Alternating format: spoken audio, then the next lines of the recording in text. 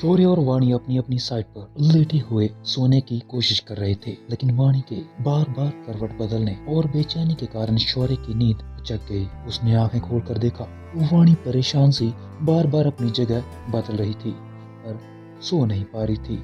शौर्य ने ध्यान दिया कि वाणी के हाथ बार बार उसकी बैक और कमर पर जा रहे थे। उसे तुरंत समझ आ गया कि वाणी को बैक में दर्द हो रहा है और इसी वजह से वो चैन से सो नहीं पा रही थी।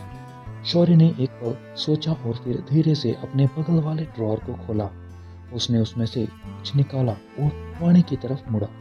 वाणी कुछ समझ पाती उससे पहले शौर्य ने झटके से अपना हाथ बढ़ाया और लेटे लेटे ही उसकी बाजू पकड़ ली। वो उसे अपनी ओर खींचते हुए उसके सिर को अपने सीने से लगाकर बोला, हिलो मत। वाणी, जो अब तक अपने दर्द में परेशान थी, शौर्य के इस अचानक के गेस्चर से एक पल के लिए सब कुछ भूल गई। उसका दिल जोर जोर से धड़कने लगा। शौर्य का ये अनएक्सपेक्टेड पास आना उसे अवाक कर गया। जैसे ही वाणी हड़बड़ाकर हिलने की कोशिश करने लगी, शौर्य ने उसका कंधा पकड़कर उसे फिर से अपने करीब कर लिया।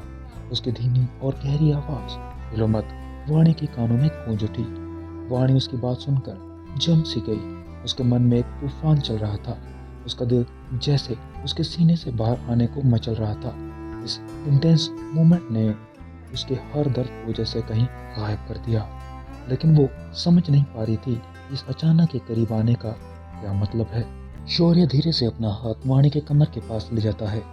आज वाणी ने 2 पीस नाइट सूट पहना हुआ था, इसीलिए शौर्य हल्के से उसके टॉप को उठाता है और धीरे से अपनी उंगलियों से उसके मखमल जैसे नाजुक कमर पर काफी हल्के से छूता है। वाणी को तो मानो एक झटका सा लगता है। उसके पूरे बदन में एक बिजली सी दौड़ती। वो हड़बड़ाते हुए अपना हाथ पीछे कर शौर्य के हाथ को रोक अपना सिर हल्का सा उठाकर शौर्य से झिझक भरी आवाज में कहती है, ये क्या कर रहे हैं आप? शौर्य ये सुन एक नजर वाणी को देख उसका सिर वापस अपने सीने से लगाकर गहरी आवाज में कहता है, मैं रिलैक्स फील कराने की कोशिश। वाणी ये सुन कंफ्यूजन में शौर्य को रोकने की कोशिश करते हुए कहती है कि उससे पहले ही शौर्य उसे शांत करते हुए कड़क आवाज में कहता है, एक और लफ्ज नहीं, सो जाओ। ये सुन वाणी के हाथ की पकड़ शौर्य के हाथ से ढीली होती है। वो खुद को रिलैक्स कर अपनी आंखें चुपचाप बंद कर लेती है।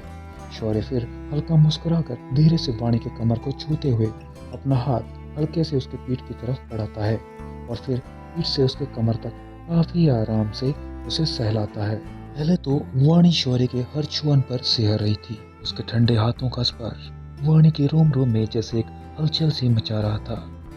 उसने अपनी आंखें कसकर बंद करने के साथ शौर्य की टी शर्ट को कसकर पकड़ लिया था, लेकिन कुछ ही पलों में जब उसे एहसास हुआ कि शौर्य को उसकी तकलीफ का एहसास है और इसी वजह से वो उसकी मदद कर रहा है, वाणी को काफी अच्छा लगा। उसे अब काफी आराम सा मिल रहा था। इतनी देर का बेचैनी और तकलीफ जैसे पल भर में गायब सी हो गई। कुछ ही पलों में खुद को रिलैक्स फील कर रही थी। जल्दी ही नींद की आगोश में चली गई। शौर्य प्यार से वाणी की कमर और पीठ को सहला रहा था। जब उसके कानों में वाणी की गहरी सांसों की आवाज पड़ी तो उसने अपना सिर नीचे कर वाणी को देखा। वाणी बिल्कुल छोटे बच्चों जैसे शौर्य के सीने पर सिर रखकर काफी आराम से सो रही थी।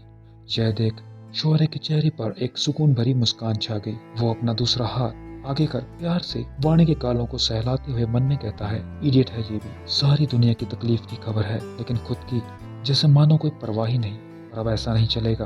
फिर वाणी को यूं ही कुछ पल देखते हुए वो आगे झुककर उसके माथे पर प्यार से चूमते हुए कहता है, गुड नाइट जान। इतना बोलकर वो कसकर उसे अपनी बाहों में जकड़ लेता है और अपनी आंखें बंद कर देता है। शौर्य को भी कुछ ही पलों में सुकून की नींद आ जाती है। सुबह का वक्त वाणी जब सोकर उठती है तो शौर्य न ही बेड पर होता है और न ही कमरे में। यह देखकर वो घबरा जाती है। जल्दी जल्दी तैयार होकर जब नीचे जाती है तो नौकरों से पूछने पर उसे पता चलता है कि शौर्य काफी पहले ही ऑफिस चला गया था किसी जरूरी काम के लिए और 2 दिन बाद लौटेगा। ये सुनकर वाणी को पहले तो बहुत गुस्सा आता है, लेकिन फिर वो उदास हो जाती है। वो चुपचाप वापस अपने कमरे में लौटती है।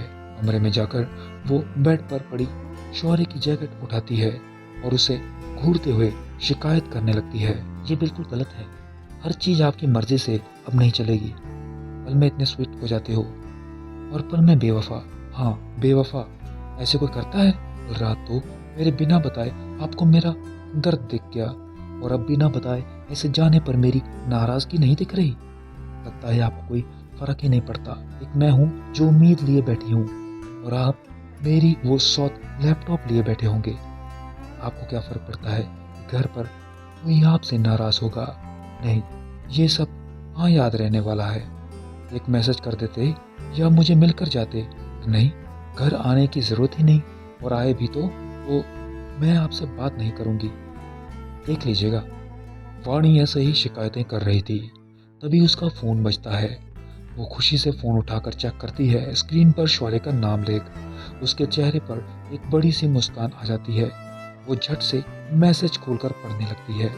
शौर्य ने लिखा था, मैं 2 दिन के लिए बाहर जा रहा हूँ और जल्दी ही वापस आ जाऊंगा। डोंट वरी, अपना ख्याल रखना। मैसेज पढ़ते ही वाणी का खिला हुआ चेहरा एक बार फिर उतर जाता है। वो कुछ पल तक स्क्रीन को घूरती है, फिर अपने सिर पर चपट मारते हुए खुद से कहती है, या वाणी, भी ना कैसे एक्सपेक्ट कर सकती है उनसे कोई रोमांटिक मैसेज?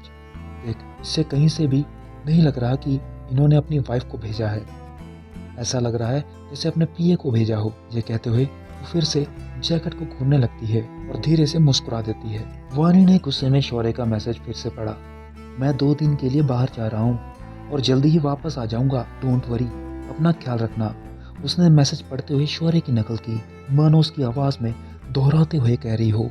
फिर हल्का गुस्सा करते हुए बोली, ये बिल्कुल ना समझे कि उनकी खाने की उबली हुई सब्जी जैसे मैसेज से मुझे मना कर सकते हैं। मैं अब भी उनसे बहुत ज़्यादा गुस्सा हूँ और आज वाली हरकत पर तो अब कभी भी बात नहीं करूँगी। देख लेना, अगर किया तो मेरा नाम भी वाणी शौर्य और बुराई नहीं। वाणी को खुद नहीं पता था कि वो इस कदर शौर्य को मिस करेगी। शिकायतें करते करते खुद ही उदास हो जाएगी। उसकी शिकायतों में गुस्सा भी था, प्यार भी और एक हल्की सी नाराजगी भी। लेकिन ये नाराजगी सिर्फ तब तक थी जब तक वो उसे दूर रखने वाले इंसान के करीब न आ जाए। यही तो होता है जब रिश्तों की डोर मोहब्बत के मजबूत धागों से बंधी हो। पूरा दिन वाणी कमरे में उदास सी बैठी रही। वो हर थोड़ी देर में शौर्य के मैसेज को पढ़ती और फिर खुद से बातें करती। उसे अब एहसास हो रहा था कि वो शौर्य को कितना मिस कर रही थी। उसे खुद भी नहीं पता चला कि उसकी याद अब उसकी तड़प में बदल गई। शौर्य का खालीपन कमरे में हर जगह था और यही सोचते सोचते वो धीमे धीमे उदास नजरों से बाहर देखने लगी। वाणी अपने फोन को लेकर बैठी थी, इस उम्मीद में कि शौर्य का कॉल जरूर आएगा, लेकिन वो कॉल भी नहीं आया। असल में शौर्य जिस जगह गया था वहाँ किसी से भी कांटेक्ट करना संभव नहीं था। यह बात वाणी को पता थी, फिर भी उसके दिल में शौर्य से बात करने की चाह बनी हुई थी। दूसरे दिन शाम का वक्त था। वाणी उदासी से हॉल के सोफे पर बैठी हुई थी। उसके मन में अब भी वही खालीपन और बेचैनी थी। शौर्य की गैर मौजूदगी में उसके मन में थी। अभी अचानक उसके कानों में एक जानी पहचानी आवाज गूंजी। वो आवाज सुनते ही वाणी चौकन्नी हो गई। उसके भीतर हलचल मच गई। वो धीरे धीरे उस आवाज की तरफ मुड़ी। उसने देखा हॉल के दरवाजे पर एक इंसान खड़ा था। वाणी ने उसे देखते ही अपनी भौहें हल्का सा सिकोड़ ली। वो उस इंसान को पहचानने की कोशिश कर रही थी। आवाज और चेहरा दोनों ही परिचित थे, लेकिन उसके मन में सवाल उठ रहे थे। ये यहाँ क्यों है? उसने कुछ देर तक उस शख्स को देखा और उसके चेहरे पर हल्की नाराजगी और सवाल दोनों झलक रहे थे। इससे आगे की कहानी जानने के लिए सुनते रहिए मजबूरी की शादी का अगला एपिसोड, सिर्फ मिथ स्टोरी यूट्यूब चैनल पर। अगला एपिसोड सुनने के लिए मिथ स्टोरी चैनल को अभी सब्सक्राइब कीजिए।